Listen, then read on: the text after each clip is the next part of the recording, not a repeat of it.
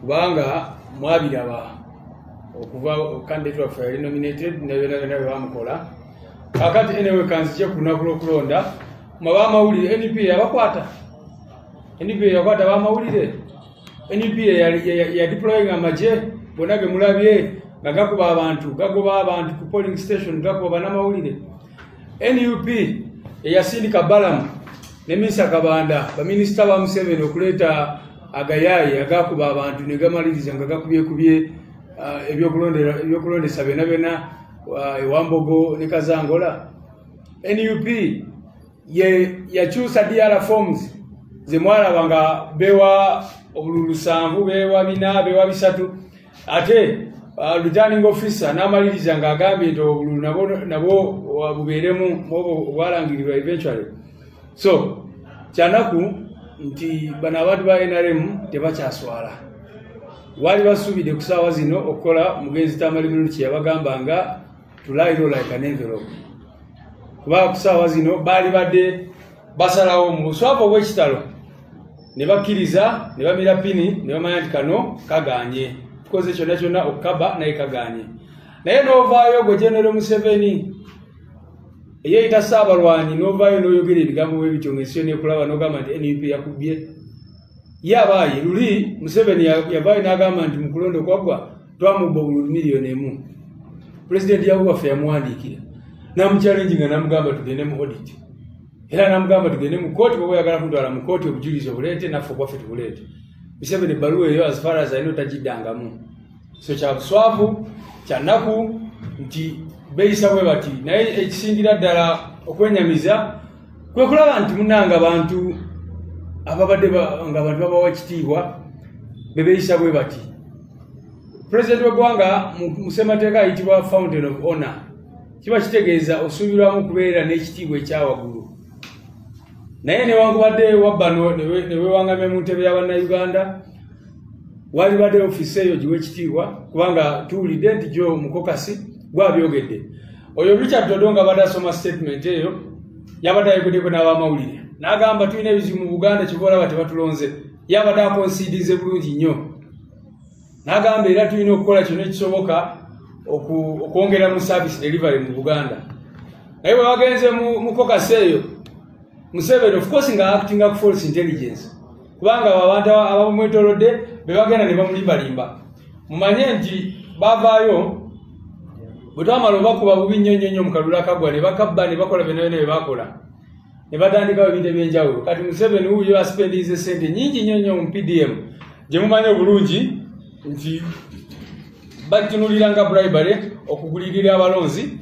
kyobola we bagenda beneficiaries ababambaza t-shirt za yellow bagenda ne bayingira mu ghettos ne batandika mu ghetto structures ne baspendinga sente single of course bazibba nga bwe mumanyi ne bagenda ne bagulirira abantu ne bakola byonna. Kakati General Museveni abadde asuubira nti oluvannyuma lw'okukola ebyo byonna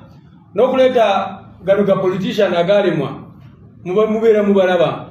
ng'oluusi beefula ba opposition naye buli radio buli TV gye babeerako bakumanyi NUP ng'ani abawa sente Museveni. Kakati oluvannyuma lw'ebyo byonna investment eyo yonna gy'ataddemu billions ne billions abadde asuubira nti oba oli awo n'afunayo obululu obutegeerekeka naye bimuweddeko okulaba nga abantu bakyamurejectinga n'okusinga bwe baali bakola. Kati akalulu kano mukalabye nze nali ku polling station tujja kubyogerako ku mande nga tubriefinga bannamawulire naye nze nali ku polling station ez'enjawulo nga ba RDC bazitekinze over. NUP yadeployinga ba RDC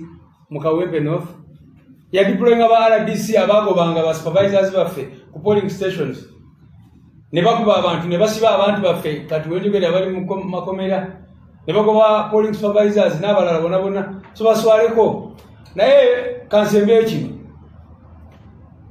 tubasaba mugende mu kooti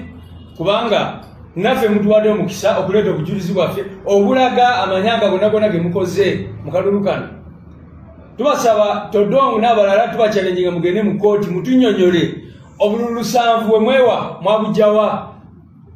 ebina mwabijjawa ebisatu mwabijjawa ate na mawamawuli timutuyambye kubanga mugamba nti NRM yafuna obululu 8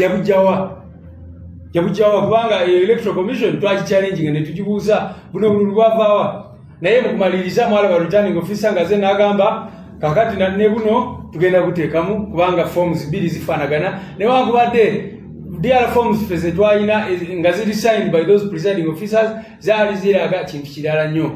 NRM esobola etagamba nti yajja obululu 7 candidate waffe yali popular nnyo wali olaba bwe yali akola ku polling stations ez'enjawulo naye bo ne bavaayo kubanga baali tebaagala baswaluke nnyo baali balowooza nti bwebongeramu obululu wano beegabidde 7 wano beegabidde 3 ensi yonna ng'eraba. So je ne Museveni swalako NUPC ya deploying emamba nezituuka okuyingira etteeka ligamba nti emundu tezirina kubeera ku polling station naye kaakati bo bakisusa ne bakijja ku mundu ne baleka n'emmamba neziyingira polling stations.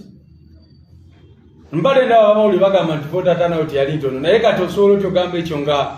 Kazangola yonna polling stations zaawo tezabalibwa eza ewambogo zonna tezabalibwa. So banange regime ya Museveni muswaleko kyensobola bagamba ekyo.